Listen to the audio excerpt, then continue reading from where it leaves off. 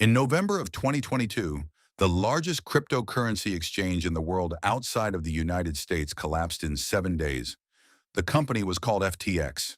Its founder was a 30-year-old MIT graduate named Sam Bankman-Fried, who had appeared on the cover of Forbes, been profiled in Fortune and the Financial Times, testified before Congress as an expert witness on cryptocurrency regulation, and donated hundreds of millions of dollars to political campaigns and pandemic prevention causes.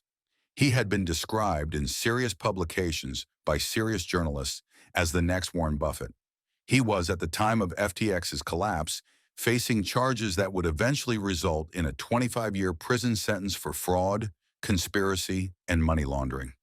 The money was not missing, it had been taken, and the person who had taken it had been sitting in congressional hearings explaining to lawmakers how cryptocurrency should be regulated.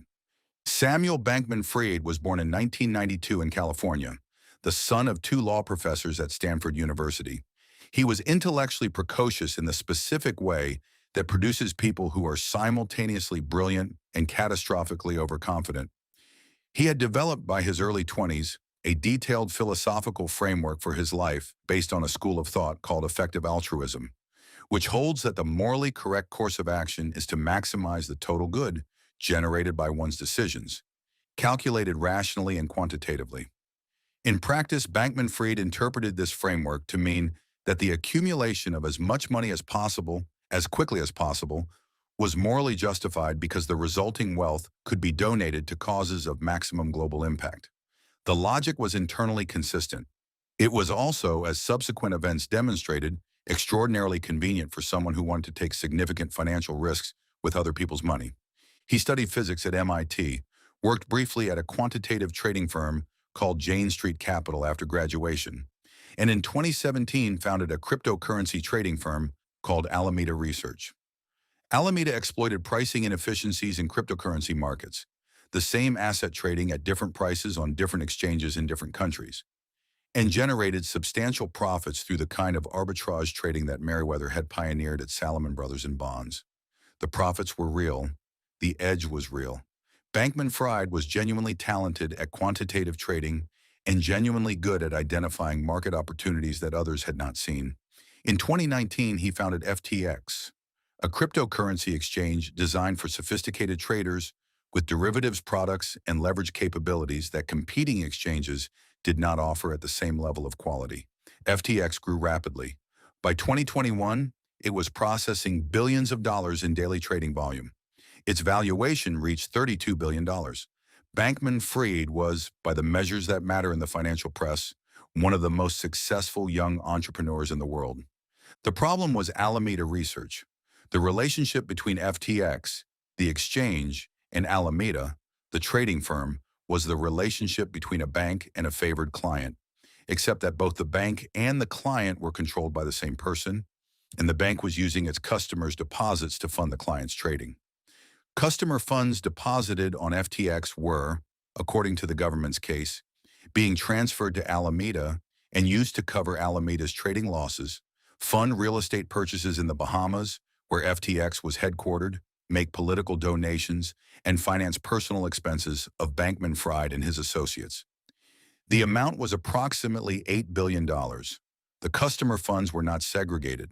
They were not protected. They were available to Alameda, and Alameda used them. The mechanism by which this was concealed from customers, investors, and regulators was not sophisticated. It was, at its core, the same mechanism as any Ponzi scheme. Incoming deposits masked outgoing transfers, and the system remained stable as long as withdrawals did not exceed new deposits. In crypto markets, this stability is fragile. Cryptocurrency prices are volatile, sentiment shifts rapidly, and the word-of-mouth velocity of the industry means that concerns about any exchange's solvency can become a bank run within hours. In November of 2022, a report published by the crypto news outlet CoinDesk revealed that Alameda Research's balance sheet was dominated by FTT, a cryptocurrency token that FTX itself had created and issued. The token's value depended almost entirely on FTX's continued success. If FTX failed, FTT would be worthless. And if Alameda's primary asset was worthless, Alameda was insolvent. The report was read by Changpeng Zhao, known universally in the crypto industry as CZ, the founder and CEO of Binance, FTX's largest competitor.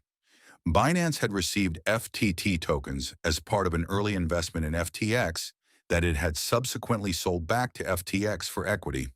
CZ announced publicly on Twitter that Binance would be liquidating its remaining FTT holdings due to concerns about risk. The announcement created immediate and intense pressure on FTT's price.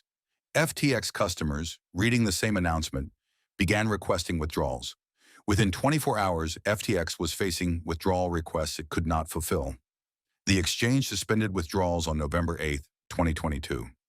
4 days later, FTX filed for Chapter 11 bankruptcy.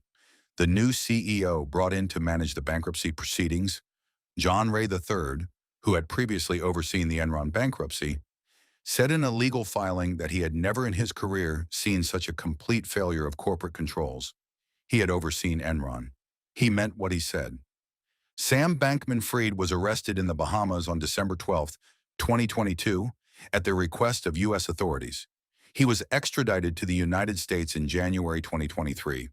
His trial began in October 2023.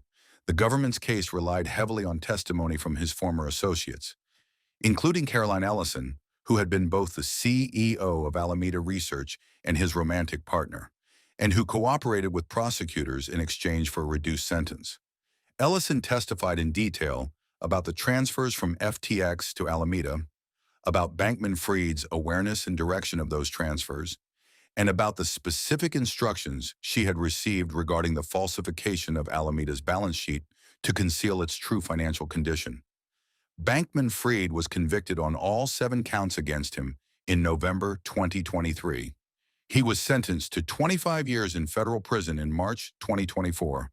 He is currently appealing the conviction. The FTX collapse had consequences that extended throughout the cryptocurrency industry. Contagion from FTX's bankruptcy triggered the failures of several other crypto companies that had significant exposure to FTX or Alameda. The total estimated losses to creditors exceeded $10 billion. Retail investors, people who had deposited savings on FTX because it was the most reputable exchange in the industry, because its founder had testified before Congress, because his face had appeared on the cover of Forbes, lost money they will not fully recover. The institutional investors who had funded FTX at a $32 billion valuation, including Sequoia Capital, SoftBank, and the Ontario Teachers' Pension Plan, wrote their investments down to zero. Sequoia had described Bankman-Fried in a gushing profile published on its own website as a generation-defining entrepreneur. The profile was deleted within hours of FTX's collapse. The broader question raised by FTX, the question that the cryptocurrency industry has never fully answered, is the same question raised by every fraud in this channel's history. The warning signs were visible. The relationship between FTX and Alameda was known. The fact that the exchange had created its own token and that Alameda held large quantities of it was public information. The concentration of power in a single individual who controlled both the exchange and the trading firm was a structural risk that any competent auditor would have flagged immediately. And yet the institutional investors who wrote 9-figure checks to fund FTX's expansion did not ask the questions that would have revealed the problem. They were seduced by the narrative.